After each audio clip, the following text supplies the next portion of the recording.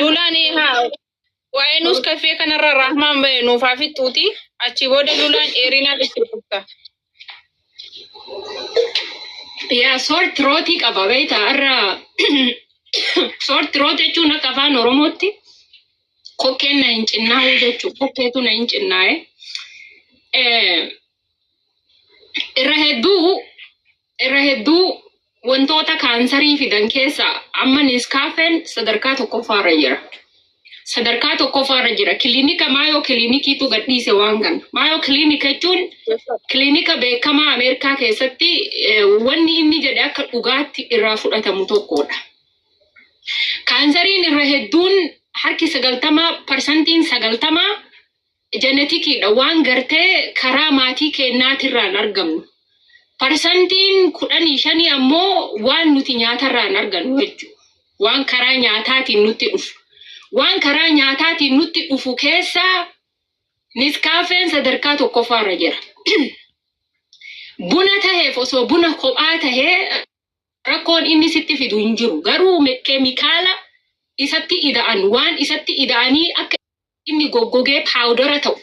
Akka inni yeroo dheeraa ta'u osoo hin banne gara daalachatee paawudarii adii inni hin jijjiiramne harcatti inni hin jijjiiramne waan godhu waan itti dabalaniif jechuudha.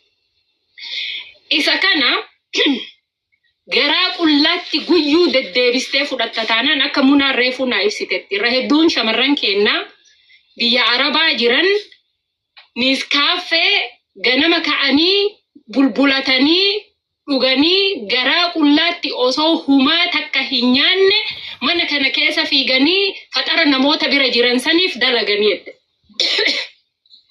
Tokkoffaa bishaan dhugmeeraa maha. Ati hoo jiraatte namoonni ati bira jiran sunillee hin jiraatan. Ati yoo jiraatte maatiin kee jiraata. Ati yoo jiraatte haadha fi abbaan kan kee jiraatan. Ati yoo hin jiraanne namuu jiraachuu hin danda'u. Every work is a replacement. Every work is a replacement.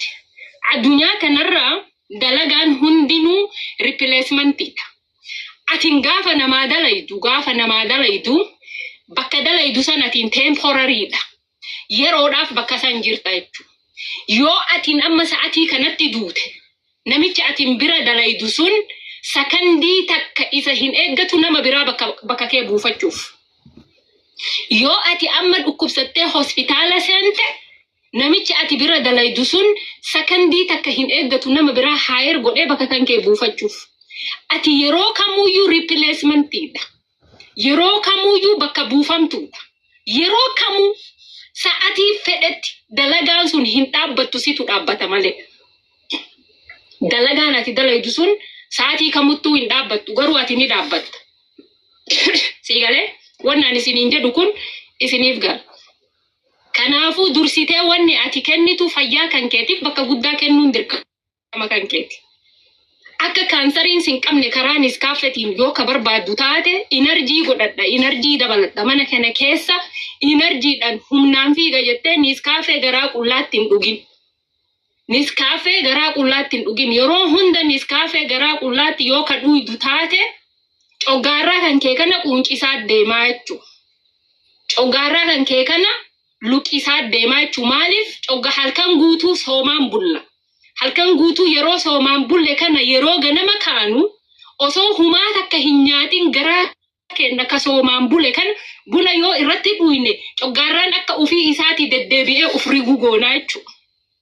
Akka ufii isaati deddeebi'ee uf rigee inni luqa'u yookaan qunca'u goonaa jechuudha. Dalagaa uumnaaf jechuudha garaa qullaa motora midhaan hoo itti naqne yoo baabura san kaaftee dhakaan sun qararra godhamaa hin oolu. Akamatu dhakaa rigaami. So kanaaf dura waan xiqqoo isii afaan buufadhu. Akka kaansariin sin qabne yoo barbaadde karaa Niskaafetiin tasuma deebitee Niskaafee garaa qullaatti hin fudhatin. Tasuma irraa if eegi. Waan amma gadi bahe irraa hin isinii odeessu jira yookaan isinii himu jira. Waan obboleettiin xiyyamunaan waan kana irraa dubbadhu naan jetteef jechuudha. Erga waa nyaatte booda yeroo masan irratti dhugin Niskaafee kana at least daqiiqaa 30 taa'iiti irratti dhugi. At least daqiiqaa 30 taa'iitii niiskaafee kan kee kana irratti dhugi. Yoo hin ta'u jette buskutii takka fudhadhuuti. Buskutii takka akkasitti afaanii qabadhuuti. Buskutii isa nyaachaa buskutii isa waliin dhugi. Tasuma garaa qullaatti hin dhugini. Hanganumaan isiniin jedha inshaallah rabbiin nu hunda kennayyuu waan dubbanne kana dhugaa yoo keessa jiraatte warra dhugaa dubbatu rabbiin nu haa godhu. Waanuma beeynu waanuma qaraane waanuma dubbifne irratti hundoofneetiin gartee waanuma riisarchii goone irratti hundoofneetiin isinii dubbanne sammuu keenya qofa keessaa baafnee waan arrabni keenya gadi tufinu jedhu qofa tufaa hin jirru evidensii yookaan ragaa irratti hundoofneetiin hanga ammaa evidence based ragaa irratti hundoofne dubbachuu jirra.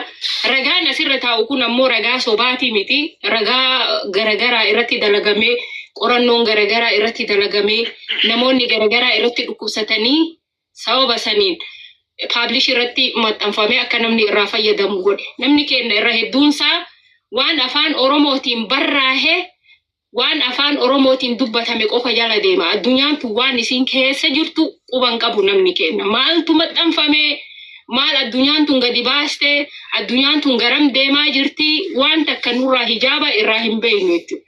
Kanaaf namoonni xiqqoo isii bayyanata qabu waa dubbisee beeku waa argu hubannoo qabu dhufee akkanatti uummata ofii waliin sheerii gochuun ammoo dirqama nurra jiru. Munaa hawwii lu'aa kam yaamee kam dhiisa hundi keessaniyyuu naa galatoomaa ulfaadha. Jazaakumullahu khayran wa khayral jazaa. Sa'atii dalagaatu natti gahee silaa aga sagantaa kana isin cuftanii isin waliin turaa inshaallah yoo rabbi jedhe torbaan itti aanu sagantaalee ati na gaafattee ka waa'ee gartee ministeerii fi ka waa'ee jilbaa waan ati jette kana hundayyuu barreeffadheetiin jira. Doktorootaan irratti isin yaafeera.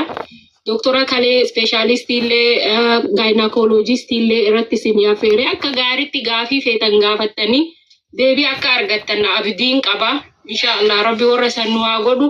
Ka vaayitaamin D ammoo yoo rabbi jedhe akkuma asirraa baheen viidiyoo waraabee isinii maxxansa. Biyya isin jirtanitti Dubaayitti vaayitaamin D'n akkam jira paakeejii isaa waliin. Saudi Arabiyaatti paakeejii isaa waliin akkam jira. Biyya Arabaa hundatti paakeejii borsaa inni keessa jiru san jechuun kaartoonaan dhufaanii qorichi kun kaartoonni isaa maal fakkaataa suuraa kaasee viidiyoo jala isinii kaahaa suuraa sallaaltanii bitachuu dandeettan. Warri biyya faranjii jirtan ammoo gaduma baatanii faarmaasii dhaqxanii vaayitaamin D and iron ka jedhu achirratti barraa'ee jira. Inshaallah isiniifin kaahaa. Ka irani ammoo as gala jira ammoo deebisee riipoostii isinii godha galatooma ulfaadha. Waan jechuu barbaadda yoo jiraate tufuufi muna. Galatoomi isin jechuu man barbaadanii ulfaadhu kabajami rabbi si haa kabaju guddina kee kan kana caalu rabbi si haa taasisu.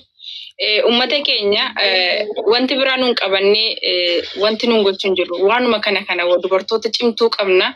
Achas fidachuu qabna dubartoota beektuu qabna achas fidachuu qabna paayileetii dirasii qabna aeroplaanii kan dhoofan dirasii qabna warra sanas doktorota qabna doktorota mana ijaaramuu qaban akka itti ijaaramu dubartoota keenya akka itti dahani waan hundumaa ni qabna waan ta'eef sanoota hundumaayyuu tartiibaan asirratti affeerannee wallaalummaa keessaa ba'uu qabna. Sinii galimti waanuma kanadha nuni kan qabannee sinii dhiyaachuuf yaada qabnu waan miidhaa sinitti fiduuf qabnu hin jiru. Kanaafuu hedduu galatoomi rahmateenna inshaallah guyyaa biraas akkasuma namoota biraa akka nu affeertu abdii qabna. Namoota baay'ees dubbisaa jirra. Namoonni baay'ees inshaallah tartiibumaan affeerranna jennee yaada qabna. Galatoomi siin jenna guyyaa gaarii yookaan immoo sibira yoo halkan ta'e immoo halkan gaarii. Galgala amma na bira asri salate akkuma asri salateen dalagaa seena inshaallah yoo rabbi jedhe rabbi warra nagaa walitti deebi'u nu haa godhu. Anilleen gama kiyyaan doktoroota gama kiyya jiran speeshaalistoota speeshaalistii kaleetii fi gaayinaakoolojistii san isinii dhiheessuuf irratti dalagaa yoo rabbi jedhe. Jeneraal meedisiinii illee namni baratee hedduu jira. Niin dubbisa yoo isaan naa fayyaman hin fidaa inshaallah. Yoo isin muufachiisee jiraadde afoo inaanillahi maaliif namni haasawa keessa nama tuquu mala haasawa kiyya keessatti haasawni kiyya dhufee kallattiidhaan waan rakkoo San gubarra yoo akka madooshaa qaa godhu taate rabbumatu irra na buuse ofii naa godha inshallah. Salaamu alaikum wa rahmatullahi wa barakatuh. وعليكم السلام ورحمة الله وبركاته. جزاكم الله خيرا، أحسنتم. رب سنرها جالته. ها يا سعد خينا قبوف نجرها. أيه لولا فيديو وجي موتي ركافة دو فيديو دامبي. Muna kula wahanya tulle namani namam betu mala. Menam ni wahadu ku wahanya tu mala dokoma. Mal tate.